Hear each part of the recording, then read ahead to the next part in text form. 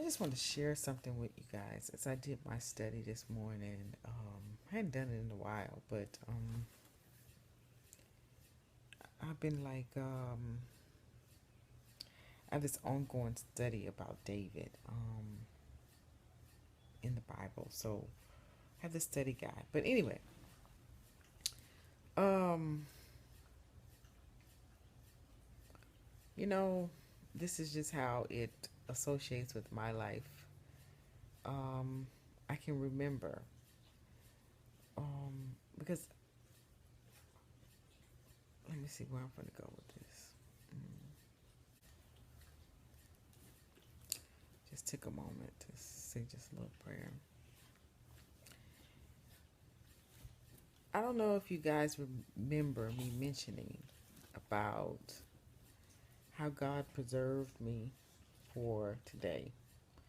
And the way He preserved me by simply was sheltering me from the world, even though I was sheltered by my own depression, by my own, I don't know, by my own darkness. My own darkness kept me sheltered in the things that I was suffering from on the inside. It kept me just sheltered from the world and from a lot of situations, which I think today, I think I told you that I am grateful, very grateful for God shielding me in the way that He did. Um, because had He not shielded me, I would have been exposed to so much more, struggling with my sexuality and just struggling with life in general and coming to who I'm supposed to be, who I was supposed to become. Um, I was caught in a world of confusion. And in my world of confusion, I just kind of separated myself from the world and separated myself from things around me, which I only entertained my own thoughts and my own ideas. But now, today, I see how God has shielded me and protected me, and which now it's just coming into existence that I've always had a greater calling on my life. And when you start from when you're young and things happen that try to tear you down, that don't quite get you, I mean, there's always a greater calling on your life. When I think about my struggles emotionally with my dad and being left as a kid, and um, it was best that I shield myself from things of the world, for lack thereof, because it really could have took me down with the amount of darkness that I had, but it did not take me down. And I say that because um, as I got older and then I started to walk in, I guess, or start to see God in a different light, and I learned God, and I don't know if I'm right now, I'm just benefiting from the prayers that everybody held me up with. So I'm grateful for those prayers because people who prayed for me, they really held me up, and they really, because you wasn't praying for yourself. I'm just saying this is not what I intended, but you have to be grateful for the prayers of your grandmother, your mom, because Lord knows where you could be. And then I think about the thought when I was in nursing school and struggling, and I had no idea because I was in an abusive relationship. I couldn't pass the test, and it was the final test. And I'm going to show you how God entered into a covenant with me because that's what I studied today. And then, um, I mean, I was struggling. I just remember just falling on my knees and just like praying, like, Lord, help me, help me, help me. And then, oh my gosh, mm,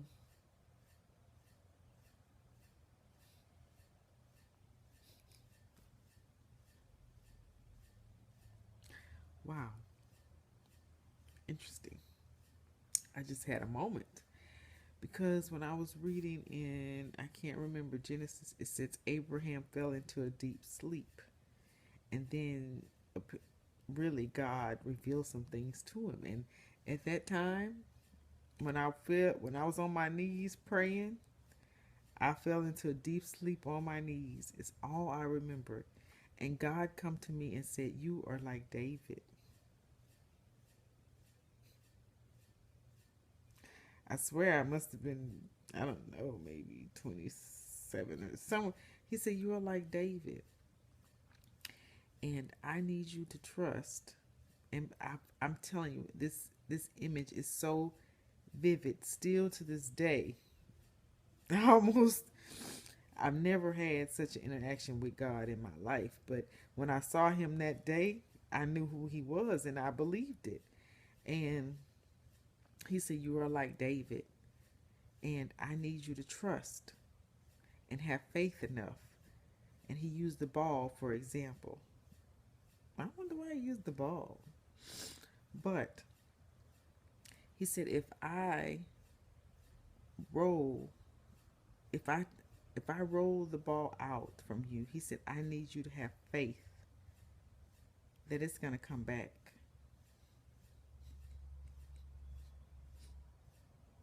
My gosh. Anyway, because when you think about it in that small area, you think about he's telling me right then that if I just have faith in what he's telling me, that I'm going to be all right.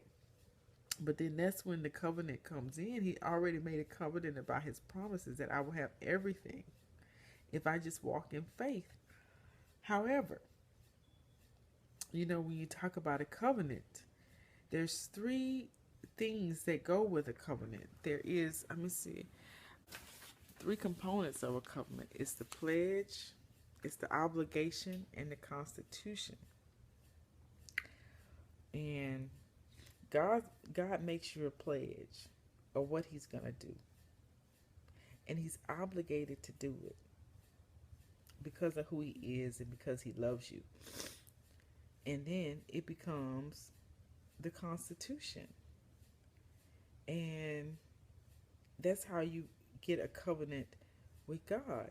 Now, your end of the covenant is um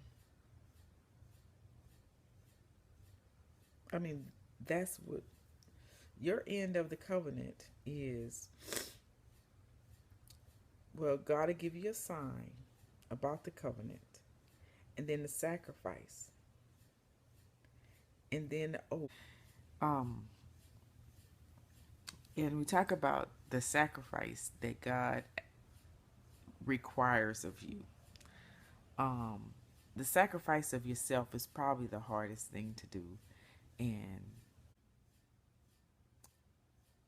because that means you have to let go of everything, all your all your desires, your wants, your needs, and you have to totally um, follow in God's will, because that's His promise. His promise to us is if we totally give ourselves to Him, He's gonna totally take care of us.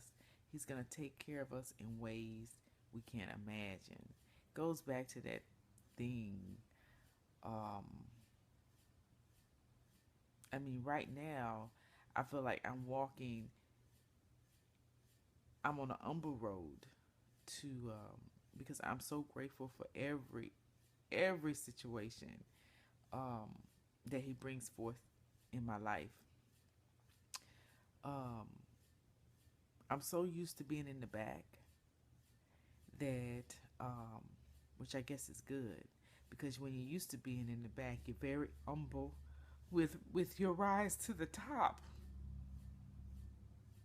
Because when you're in the back, you have a better understanding of what it feels like to sit on the back row and not be seen and not be heard. So when God says it's time to come to the front and I got you, That's a huge deal because for so long, I don't know if you've been there before, but for so long, you riding in the back, you see everybody coming forward, everybody just receiving whatever it is they hope for. And he's like, one day I'm gonna be a front runner. One day I'd love to be the person that somebody looks up to. But coming from the back, I think you just have a different view. And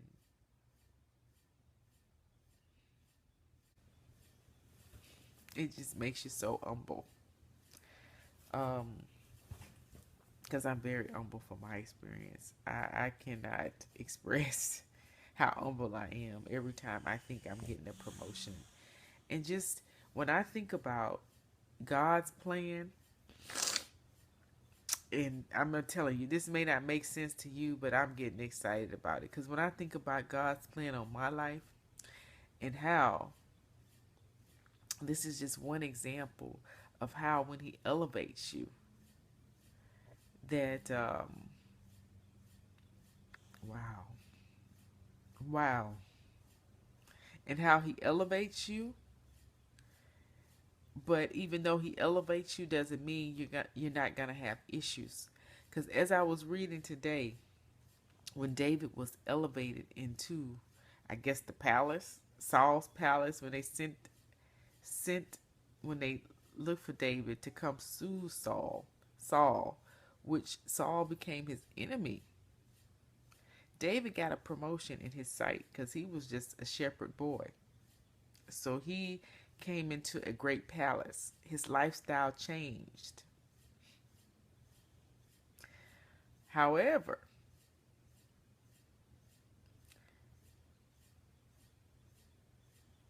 when Saul elevated him, he did not know David was anointed to be king over him, take his spot.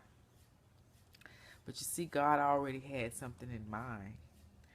God gave Jonathan a heart that that would love David and protect David, in spite of who his father was, which was an honorable thing on Jonathan's part. So when I think about that, I think about how God has, even though I've been in bad situations, God has always sent somebody to protect me, just as Jonathan pulled off his armor and all his clothing. He's always sent somebody to protect me.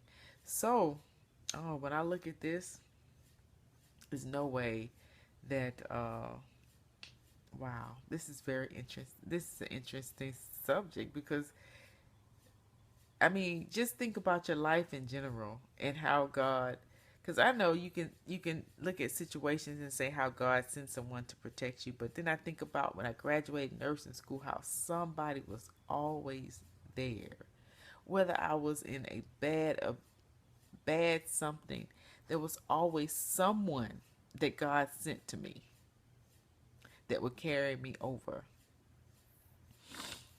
Um, that you just gotta thank God for favor, and I thank Him. I thank Him for favor. I thank you for places that I was elevated, and at the time I didn't see elevation because it was a struggle. But now I know those places where I struggled were points of elevation.